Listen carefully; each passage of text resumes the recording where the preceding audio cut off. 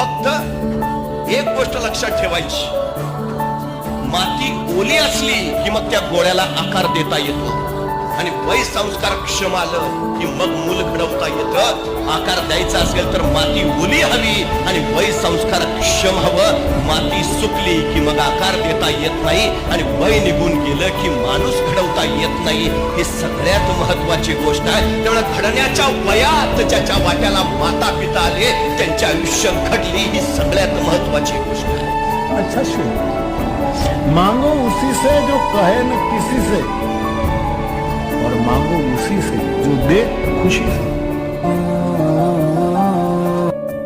तयारी करतायत, अहोरात्र मेहनत करतायत, त्याच्याकडे बघू नका.